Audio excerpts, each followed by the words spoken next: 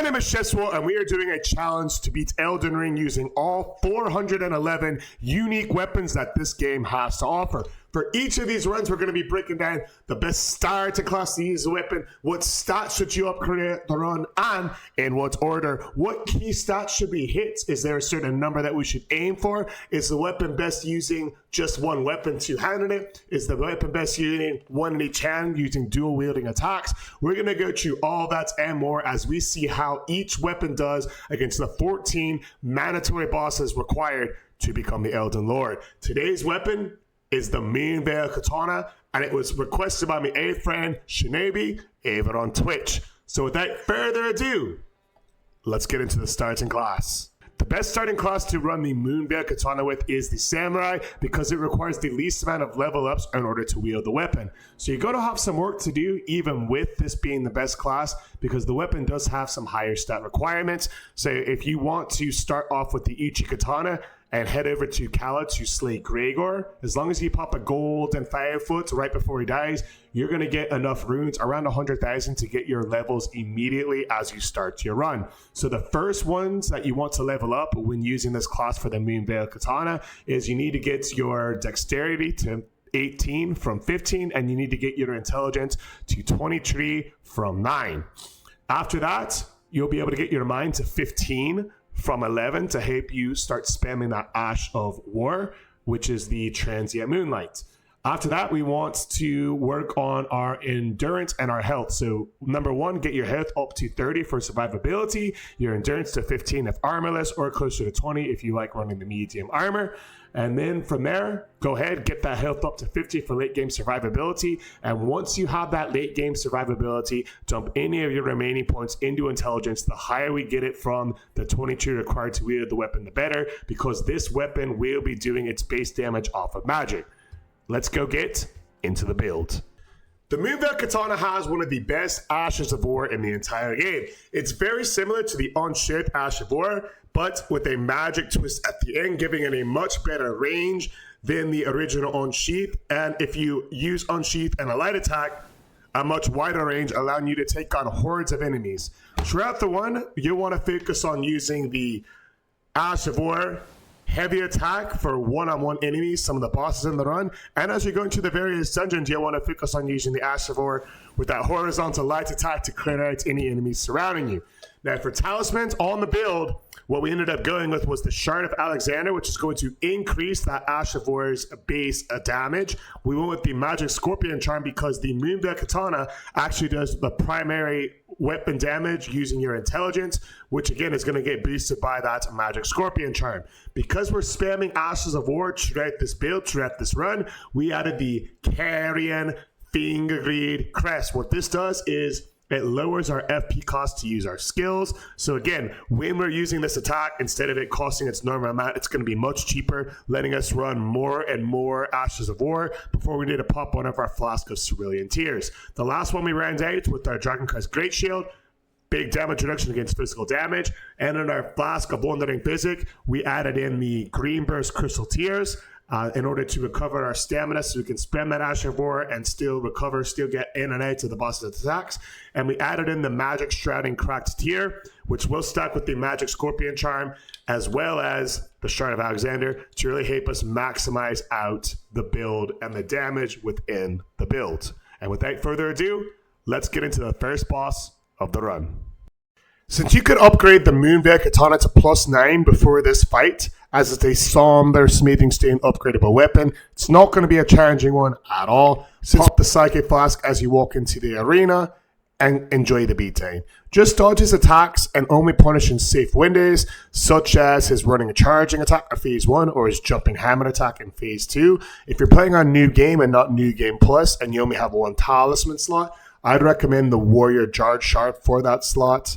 And the difficulty with the Moonveil Katana being upgraded is only going to be a 2 on 10 difficulty. Now, after Morgott, if you're playing on a New Game and not New Game Plus, you will get your second talisman slot. And I recommend you go ahead and do the quest and grab the Magic Scorpion Charm to equip alongside your Warrior Jar Shard. That'll help further increase the damage for your Ash of War. Doing this and keeping the Moonveil Katana at +9 you're going to be able to first try Godrick. It's going to be one of the easiest fights in the run, just like always. Difficulty with the Moonveil Katana, simply a 1 on 10. Walk in the park, let's be honest. Godrick, he's a bloody weasel, and it's going to be an easy dub. Another easy boss with your +9 Moonveil Katana. The Red Wolf is a glass cannon. All you want to do is bait some safe windows, such as when he jumps in the air and slams down his magic sword attack. If you can bait that, roll right through it as he lands, and punish with a heavy Ash of War attack. Rinse and repeat it for an easy W. He's going to be a little bit harder than Morgott and Godrick just due to his mobility, but still with this souped up weapon this early in the game, the difficulty with our Moonveil Katana is only going to be a 3 on 10. Now, in phase 1, we want to spam light attacks instead of our Ash of War, which is going to help us proc bleed on Rennala faster when she's lying there defenseless. It'll take knocking her down only twice to get her in to phase 2 from phase 1. When phase 2 starts, go ahead, clears the distance with her, and gets off a heavy Ash of War attack right after she uses her Hyper Beam. From there on out, she'll run away like a coward and follow her, chasing her down, again attacking in open windows such as Hyper Beam, and when she does a summon. It's always a bit tricky in second phase, and this boss is highly resistant to magic, so it will be a bit more challenging with the Moonveil Katana compared to some of the other katanas. For that reason, the difficulty in this fight ended up being a 5 on 10. Now that we have access to the Atlas Playtale, we can add our third talisman to the build if we are a new game and not new game plus. And for that one, again, I would recommend the Carrion Filigree Crest to make spamming that Ash of War even cheaper before heading over to the Dramatic Tree Sentinel. Right when the fight starts, you're going to be able to really spam your heavy Ash of War until he's animation locked, potentially for a stagger. When he does, you can take advantage of that by popping a Cerulean Tear. Then gets in another heavy Ash of War as he's sort of stumbling away, and then he's going to start his animation to gather lightning. If you time it right, like you can see in the video, you can get in another 2 hits while he's gathering lightning, again staggering them, and again popping a flask while he's running away before again chasing him and giving chase with our heavy Ashes of War.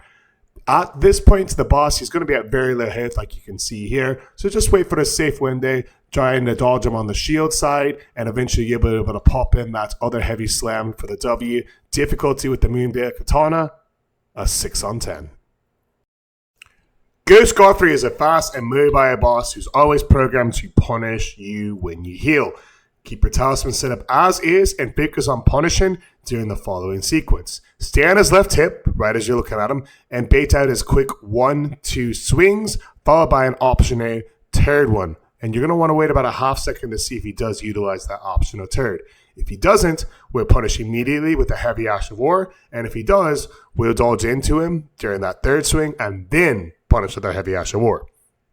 Regardless, on either one of these two, there you see the optional third one, you're going to want to end up behind him, so you can trigger the animation where he jumps away from you and starts his slam attack where he stomps into the ground.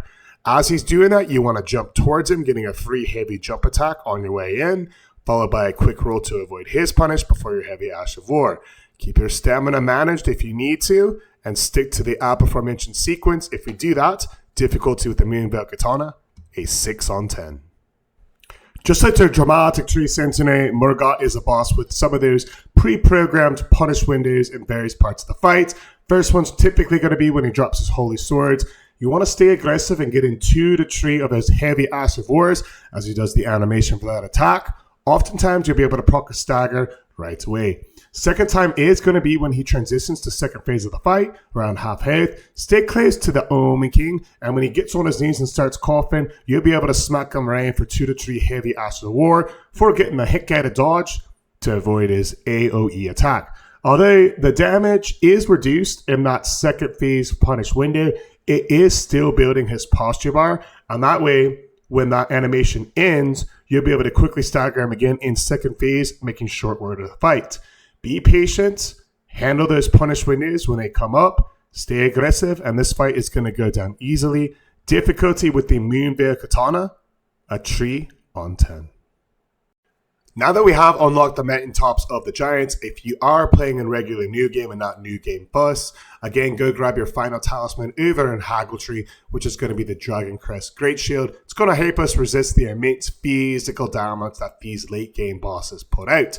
When the fight starts, you want to charge him on horseback, jumping off as he starts his animation to shovel snow at you with his shield. As soon as you hit the ground, and as soon as you see snow fly up from his shield, dodge through that snow and then pop your Psychic Flask in order to maximize it.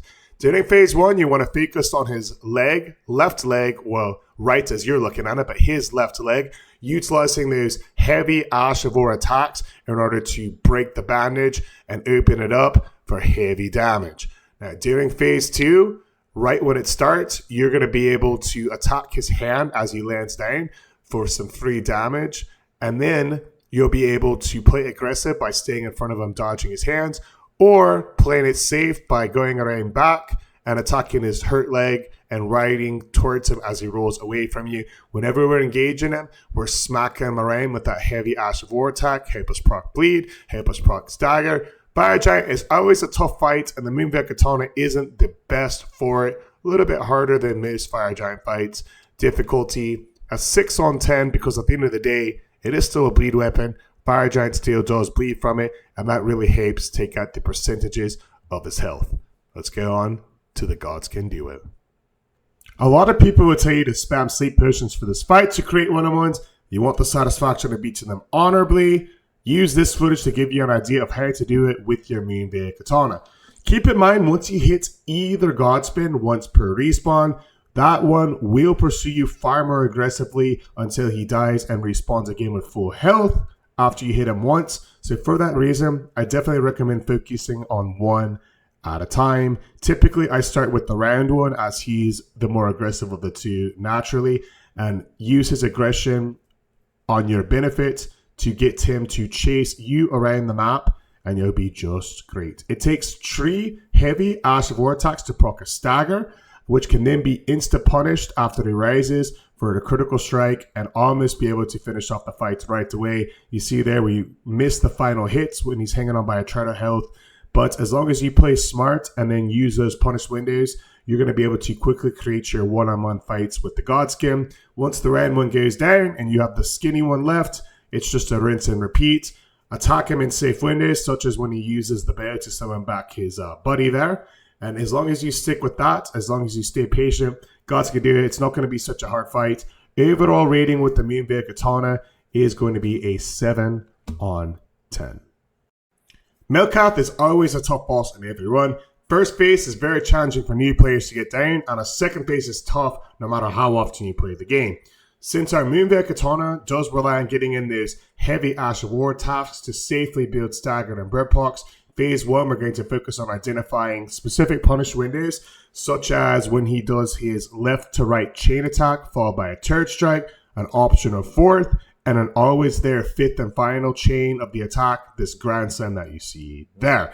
And that one, you'll be able to safely punish after with a heavy Ash of War. Second Ash of War punish window is going to be when he sticks his knife into the ground and does a twisting motion towards your character. Roll through it for another heavy Ash of War punish. Third and final 100% guaranteed safe heavy Ash of War punish is going to be when he hits the ground, knocking pieces of the ground loose, throws those pieces in the air, and drops them down where they will damage an AoE wherever they land. When he's charging up the ground, you're able to get in a free strike with your Moonveil Katana, and if you time those windows correctly, we'll be able to get into phase 2. When phase 2 starts, you want to immediately take 2 steps to the right and 3 steps back, and if you do it correctly, well, every single time you'll bait out a window where Malkeith will do a horizontal strike followed by a vertical strike, allowing you to get in a couple of your heavy Ash of War attacks. So right there, you dodge through it, dodge to the vertical, 1, 2, and now he's almost ready to get staggered. So follow him through there, find a heavy window, max and repeat as needed, and then whenever you get a chance to, you're going to be able to stagger this boss and really put in the hurt to damage on him. So it's important to stay on top of Malkeith when you're fighting him, because if you don't, he will start to recover his stagger. So right here, We weren't able to quite get it due to him kind of getting away from us, but we're keeping the pressure up, and you see that damage really building up over time. There's a safe swipes that we can punish. Still there's stagger, but we're able to get him so low that he's only one shot away for the fight here. So even though it didn't go perfectly scripted, we're able to hit him with a final hit of our Moonveil Katana. Overall, with the scripting, with the damage that the Moonveil and the range it provides, not too bad of a fight. Difficulty rating only a 6 on 10. Gideon is one of the easier fights with a Moonveil Katana run. As soon as he's talking, hit the Yap and Weasel with the heavy Ash of War, and what you want to do from there is sort of slowly walk to wherever he rolls to, and again punish with this window as he's charging up his whatever magic attack. You see there, we wait for the roll, we punish with the heavy Katana. He was able to get the heal off right there, but using this sequence, we're going to be able to take him down almost to completely empty health. And there you can see he's about one shot, so we decided to just finish him off with an easy jump attack. Gideon difficulty rating with the Moonveil Katana, a 1 on 10, easy fight, and a nice little appetizer before the Godfrey and Elden Beast. Fight phase 1, the exact same as the Ghost Godfrey fight. As a reminder, stay on his left hip or right as you're looking at him, and bait out that quick 1-2 attack followed by that optional turn. Again, wait a half a second after the 1-2. If you see the animation for the optional turn, dodge to that before punishing with your heavy Ash of War. If after that half a second the animation doesn't start, punish quickly with your heavy Ash of War, because what you want to do is you want to trigger him to run away and start his stomp attack. When he runs away and does the stomp attack, that's going to allow you to chase him using a jumping heavy attack as you dodge over the bricks there, followed up by your free punish attack with your heavy Ash of War. His stagger is going to be quickly, his bleed's going to be quickly, but really the beauty of this fight is as he's getting towards second phase, we want to get his stagger high. So when we start phase 2, when he's running towards us, we're really going to be able to stagger him and finish off the fight here. So as you can see, we're going to dodge to that safely, hit another heavy Ash of War, and then you'll notice we actually pop the Crimson Tears there. We want to make sure right when phase 2 starts, we're ready to stagger Godfrey and make short work of the first Elden Lord. He's one shot from phase 2 now here, so we're just playing a safe window, dodging those strikes, and as you can see, we're well into phase 2. So when phase 2 is starting, he's going to be charging towards us. Right at the start of the run, and what we're going to do is dodge away from it, and then we're going to be able to attempt to stagger Godfrey, the first Elden Lord, because we've been building up that stagger, we've been building up that bleed at the end of phase 1. You'll notice we were kind of dodging away, we weren't kind of rushing him, because when phase 2 starts, we want to be able to heavily punish him and sort of get him animation locked. That way he can't do any of his crazy very long, very wide-reaching chain attacks, his grab attacks, and we can really just end the fight properly before it starts. So right here, after this phase 1 sort of animation ending, you'll see the plan kind of all get together as we put it and justify it. We'll get the staggers, we'll get the blood procs, and we'll get Godfrey out of here on our first try. So right when it starts, he's going to be now without his axe and with his bare hands, ready to take us down. And we'll see us calculating, knowing that we're ready to rock, knowing that we're ready to go, knowing Godfrey's going down. So right here, we dodge to the roll. We hit him with that heavy Ash of War. Now you'll see we don't actually get the stagger, but because we built it up so much from phase 1, we know it's really close. We did get a bit unlucky with the Grand Smash attack, but he is going to close the distance here with us. We have to roll, jump over it, and that's one of those wide sweeping attacks that we want to avoid while we're trying to stagger him. So right here, we're going to heal up. We're going to find that safe window. A bit unlucky with the roar, but since he didn't do that ground slam, as we dodge through this, we can start building up that stagger again. And now you'll notice after this heavy window that he's going to be starting that animation where he's putting down that foot in order there. So in order to keep his stagger high, we just tank that hit. And now because we fought through it, he's almost done. He's one shot. So even when everything goes wrong and we didn't perfectly script it, the damage output with the Moonveil Katana is just so high that we can keep on chipping in these safe windows. And even if we need to adjust the plan just a little bit, depending, you can see just the damage output and the range of the weapon really coming to light here. It's one of those fights and everything can go wrong, but you can still win the fight due to how good the weapon is to script, due to the range of the weapon, not needing to get up close and personal. And being able to dodge out, heal up, and even survive some of those grab attacks that would normally beat you. And that's all thanks to what we talked about at the class build-up, where we get our Vigor up to survive some of these late game attacks. Finally find the free window. Even with him hanging on by a just shred of health, we know that one hit will finish it. And when everything goes right, it's still going to be... When everything goes wrong, it's still going to be right because of the Moonveil Katana's superiority in this game. Difficulty fights of Godfrey, the first Aiden Lord with the Moonveil Katana. Only a 4 on 10. Let's get ready for Radagon and the Elden Beast. Pop your Psychic Flash right before you enter the arena and charge him for a free 2 hits with your Heavy Ash of War to get the party started.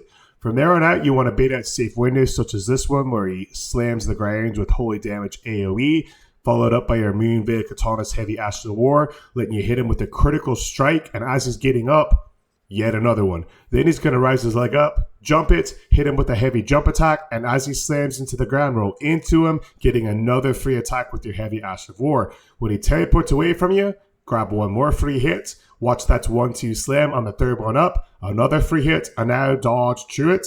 And he's animation locked. Pop a flask if you need to, like we did there. Hit him again for a stagger. Finish off the fight. And then from here on out, it's right into the Elden Beast portion. Elden Beast portion is going to be a little bit trickier. Right when the fight starts, you're going to want to run behind him so you can start building up his stagger, building up his posture damage with our Heavy Ash of War attack. So you'll see here, you're going to dodge right behind it, get behind the tail.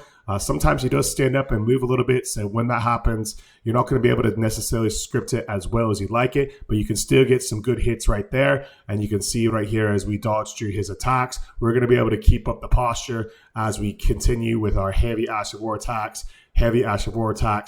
engaging with that stagger. Now, when that happens, because this animation is so long, you can actually get another free 2 hits before activating that critical hit. And then keep an eye on your FP, pop a Cerulean Flask if you need to, so you can hit him with one more as he's going away. When he goes away, he will start activating that 180 degrees ring around the rosy attack. Sometimes he'll run away a little bit, but really when his health is down 1/3, that's when he's in the range to start it. So even if he runs away from you a couple times, stay on him, keep the pressure on until you start seeing him ride up into the air and start playing ring around the rosy with you. Again, you're looking for that about 1/3 damage there. So if you get pretty lucky and you get something like this, where he still hasn't done it and he's at half health, that's going to make the rest of the fight really easy. It is an unlikely sequence, but when it does happen, it's going to make finishing the fight and celebrating the W easier than ever. So keep on him. Again, we're trying to really chase that stagger. So right there, we went for a fully charged critical strike since we were out to the Cerulean Tears. Wasn't quite able to get it, but we know after his ring around the rosy attack, he's going to be pretty close to stagger breaking. So when he does rise up, do a 180 turn and run straight ahead, jump over the ring, over the next one, and the Elden Beast is going to appear right in front of you.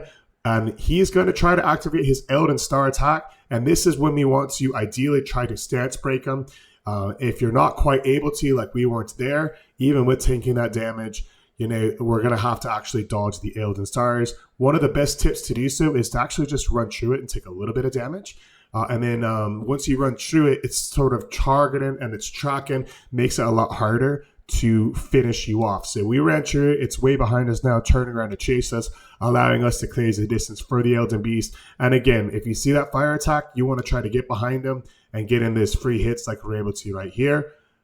Even if you can't quite stance lock him, even if he runs away from you for a little bit, it's not going to be for long. It's sort of a forlong conclusion at this point of the fight. He does have his triple ring around the rosy attack that we're going to have to look out for, but none of it's going to be too bad as long as you just stay aggressive, stay on top of him, and you don't really have to worry about any of his attacks one-shotting you as long as you upgraded the vigor like we suggested at the class start of the video. Just keep waiting for those hits, and as soon as he does some of his normal strikes, you'll be able to get in those Ash of War staggers, like right there, sneak in another one. Know that stagger is building up, so even when he gets here and you're out of FP, the fully charged heavy, really trying to stay on top of him. And even if you get the animation for the triple ring around the rosy here, it's still all about just keeping that pressure. So if he does go up in the air, it's typically a great time to pop a Cerulean Tear, but if you didn't quite have enough from here on out, we're going to be having to focus on animation locking him with the heavy attacks and with jumping attacks as we did here. So if you start seeing like a grand sword slam attack, you want to get out to there, really just focus on keeping the pressure up. And you'll see right here, after that explosion, you can get some of those heavy jump attacks. And then the punish windows after it are a lot of these sword swipes, left, right, body slam. If you get these fully heavy dodge attacks, 1, 2, and then especially if you start, one of these explosion sort of attacks where you can get out to there without taking any damage. Some of those heavy jump attacks with those heavy charge will get the stagger, allowing you to get the easy W. Again, maybe hit them one time like we did here before the crit, because it is a long recovery. Enjoy the fight. Elden Beast difficulty, only a 3 on 10. Radagon difficulty, only a 4 on 10. And with that, let's head over into the conclusion and place the Moonveil Katana on the tier list versus all other 411 weapons. The average difficulty rating on a scale of 1 to 10 for the 14 required bosses to beat Elden Ring ends up coming in at a 4.07 out of 10, making the Moonveil Katana a grand choice to become the Elden Lord with. There's a reason why so many players gravitated towards the Moonveil Katana when the game first came out, and its reputation holds true even in 2025. Great for crowd control when traversing through the lands between with its horizontal light attack Ash of War. Great for bosses with its heavy Ash of War. This weapon's amazing combination of range, power, and bleed with a cherry on top allows it to thrive as one of the top weapons in the game. One of the top katanas in the game, if not the top katana, and the first S tier weapon of our encyclopedia. My name is Chef Swole, and we are live streaming beating Elden Ring with every weapon in the game Monday through Saturday, and we're creating an encyclopedia over here about this timeless game. So, do you agree or disagree with our assessment of the Moonveil Katana? What Moonveil Katana build would you recommend? What tier do you think the Moonveil Katana belongs into? And what weapon should we do next? Let me know in the comments below. If we pick your suggestion, we'll shout you in the next video of the encyclopedia. Again, live every Monday through Saturday, over on the TikTok, over on the Twitch. Same name on both of them. Follow these runs for the full boss fights over there. Drop a follow for everything Elden Ring. And until next time, fellow Tiniest, stay maidenless.